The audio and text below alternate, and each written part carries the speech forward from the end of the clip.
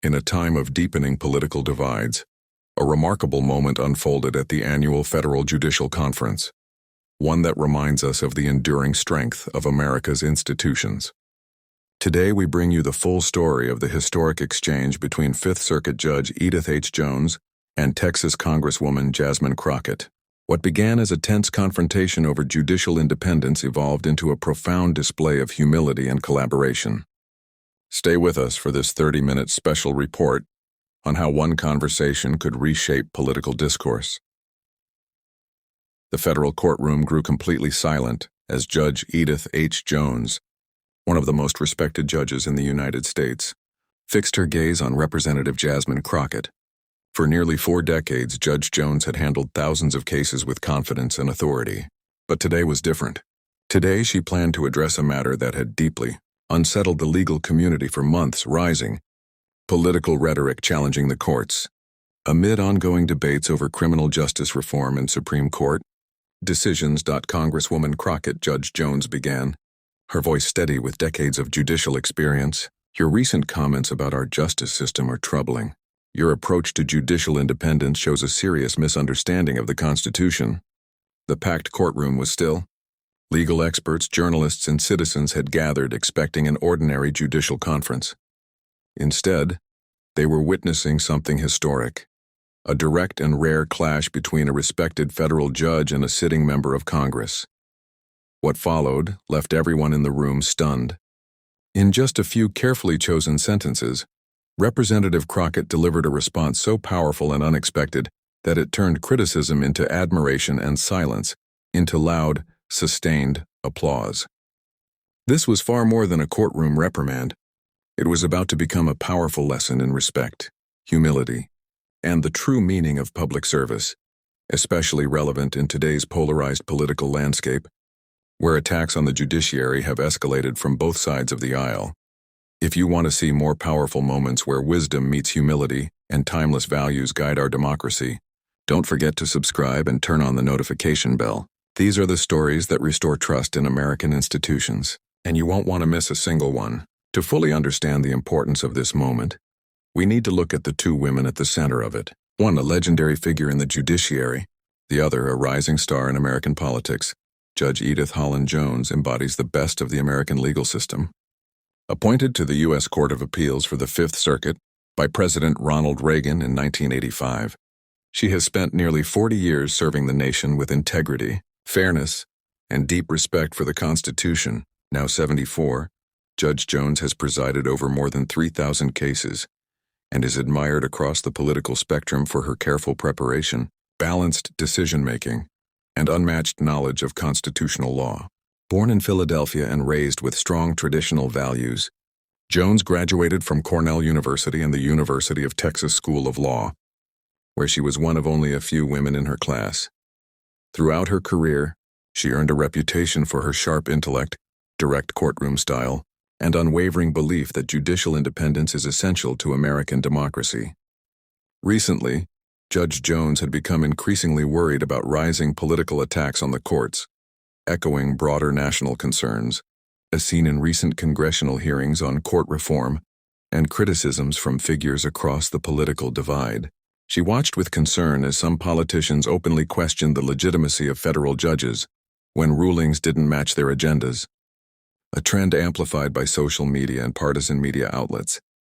Meanwhile, Representative Jasmine Crockett was making waves as one of the most passionate new voices in Congress. A 43-year-old lawmaker from Texas, she brought with her a successful career as a civil rights lawyer and public defender. Known for championing justice reform and fighting systemic inequality, issues at the forefront of Democratic agendas, Crockett had built a reputation as a fearless advocate for the underserved. However, some of her recent public remarks had caused controversy in legal circles. During hearings and media appearances, Crockett criticized certain federal court decisions as outdated and suggested that some judges were blocking progress rather than serving justice. While these comments were popular with progressive supporters, many in the legal establishment saw them as disrespectful and inappropriate, potentially fueling anti-court sentiment in an era of low public trust in institutions, as recent polls from Pew Research indicate. Challenges to judicial authority. Tension had been rising for weeks. Legal scholars published op-eds in outlets like the New York Times and the Wall Street Journal, warning about the importance of respecting judicial independence. Bar associations issued public statements, reminding lawmakers about the proper way to discuss court rulings. And Judge Jones, known for her restraint in public commentary, debated whether she should address the issue directly, a decision that aligns with her history of occasional public speeches on constitutional matters. The opportunity arrived during the annual Federal Judicial Conference, an important gathering where judges, lawyers, and occasionally elected officials meet to discuss key issues in the legal system, such as sentencing reform and access to justice. Crockett had been invited to speak about criminal justice reform, an invitation that would soon lead to a dramatic and unforgettable moment amid ongoing national debates over issues like mass incarceration and racial disparities in sentencing. Have you ever seen a single conversation change someone's entire perspective? Share your thoughts in the comments about why respectful dialogue between branches of government matters. We'd love to hear how moments like this have shaped your own views on authority and respect. The morning conference sessions moved along normally until Representative Crockett stepped to the podium. Her presentation was passionate and well-researched, focusing on sentencing disparities, poor prison conditions, and the urgent need for deep systemic reform, drawing on data from reports by the Sentencing Project and the Vera Institute. The audience listened attentively as Representative Crockett outlined her legislative priorities and vision for reform, including bills aimed at reducing mandatory minimums. But around 15 minutes into her speech, her tone shifted, and so did the room's energy.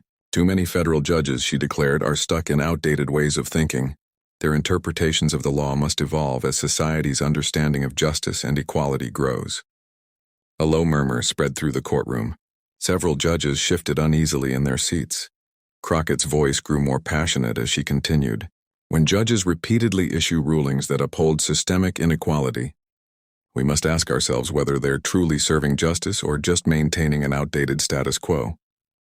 From her seat in the front row, Judge Jones remained composed, but those who knew her well noticed the subtle tightening around her eyes, a quiet sign that her concern was growing, perhaps reflecting her past writings on the dangers of politicizing the bench.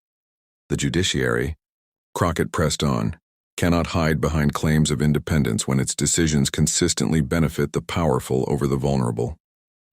Respect must sometimes be earned, not simply demanded because of a title or position. The atmosphere shifted dramatically. What had started as a policy discussion was now becoming something far more confrontational, highlighting the fragile balance between legislative advocacy and judicial autonomy in a divided government. Legal experts exchanged glances, sensing that something significant was about to happen. Judge Jones slowly rose from her seat. Even at 74, she carried herself with the same dignity and authority that had defined her decades on the bench. As she walked toward the podium, the room fell silent. Congresswoman Crockett, she began, her voice steady and firm, I appreciate your passion for justice reform, but I must address the troubling implications in your remarks.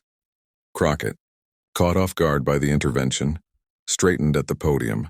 Two powerful figures, one representing Congress, the other the judiciary, now stood face to face in a moment that would test the limits of institutional respect. Your recent public statements, Judge Jones continued, including what you've said today, reveal a fundamental misunderstanding of the judiciary's role in our constitutional system. When you suggest that judges should rule based on social outcomes rather than legal precedent and the Constitution, you undermine the very foundation of judicial independence.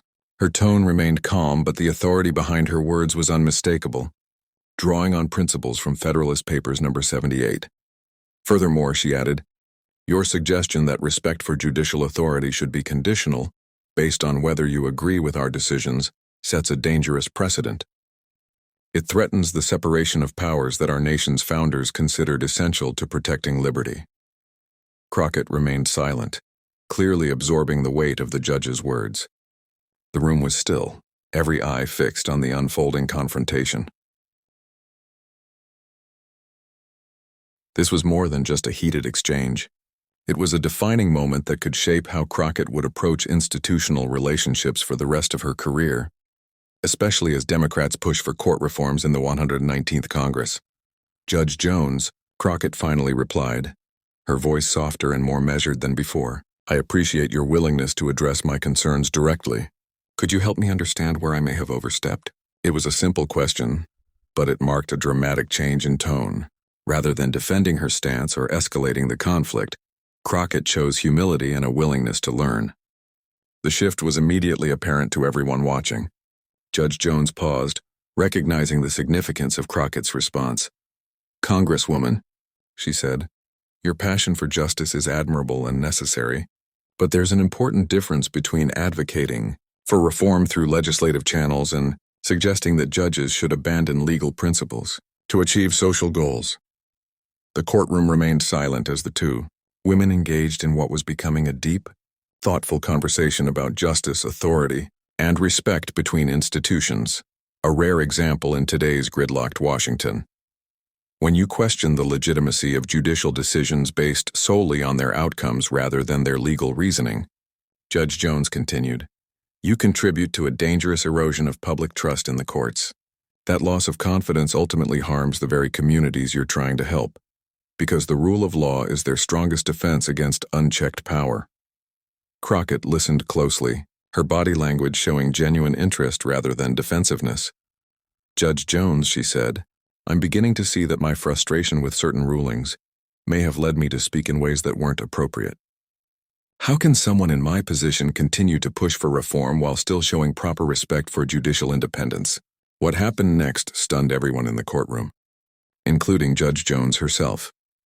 Instead of defending her earlier words or falling back on political talking points, Representative Crockett made a decision that completely changed the tone of the encounter. "Judge Jones," Crockett said, her voice filled with a sincerity that had been absent before. A wave of gasps swept through the courtroom. In an era when public figures almost never admit mistakes, this act of humility was truly rare. Several attorneys exchanged stunned looks, and even court reporters paused mid-sentence, amazed by what they were witnessing. Over the past few months, Crockett continued, her voice growing steadier and more confident. My frustration with what I saw as unjust outcomes led me to make statements that were both inappropriate and disrespectful toward the judiciary. I now understand that I allowed my passion for justice to cloud my grasp of constitutional principles and the proper relationship between our branches of government. Judge Jones's expression softened slightly, though she remained composed and dignified. The courtroom was silent, so silent that even the bailiffs, usually stoic and detached, leaned in to hear every word. As a former attorney, Crockett went on, her hands clasped in front of her in a sincere gesture of regret. I should have known better. I should have remembered that the strength of our legal system comes from its independence, not from judges making decisions based on public opinion or popular trends. My comments suggested otherwise, and for that I am deeply sorry. The change in tone was extraordinary. What had started as a tense confrontation had transformed into a meaningful exchange of understanding and institutional respect. Many senior lawyers in attendance later said they were moved to tears by the authenticity of Crockett's words, viewing it as a counterpoint to the combative rhetoric seen in recent congressional hearings. Judge Jones stepped closer to the podium, her black robes whispering softly in the stillness. Her demeanor shifted from stern authority to something almost like mentorship, though she retained the poise and seriousness expected of her position. "Congresswoman Crockett," Judge Jones said, her voice carrying both the weight of her experience and an unexpected warmth.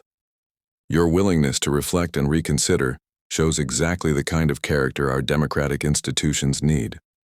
It takes real courage to admit mistakes publicly, especially for someone in your position." She paused, letting the gravity of her words settle. But more importantly, she continued, "Your passion for justice, when properly directed, is vital to ensuring our legal system evolves in the right way. The legislative branch plays a critical role in reforming laws that no longer serve justice effectively. My concern was never about your goals, but about the methods you propose to achieve them." Crockett nodded thoughtfully, her defensive tone gone. "Judge Jones, would you be willing to help me understand how I can advocate for the reforms I believe in, while still showing the proper respect for judicial independence?" It was an extraordinary moment. A sitting member of Congress asking a federal judge for guidance on how to do her job more constitutionally. The humility in the room was undeniable, and its impact was immediate. Many observers later said they had never seen an elected official demonstrate such genuine openness and willingness to learn. A stark contrast to the partisan battles over judicial nominations in recent years. For the first time during the exchange, Judge Jones smiled, a small but striking gesture that softened her normally stern features. "Congresswoman," she said warmly, "I would be honored to help you understand how passionate advocacy and institutional respect can work together instead of against each other." She moved slightly, now addressing not just Crockett, but the entire audience. This was no longer just a conversation. It had become a lesson for everyone present and for the nation. "The beauty of our system," Judge Jones explained, her tone now that of a teacher delivering an important lecture, "is that each branch of government has a distinct but complementary role. Your responsibility is to identify problems in existing laws and write better ones. Our responsibility is to interpret and apply those laws based on the Constitution, not based on desired social outcomes."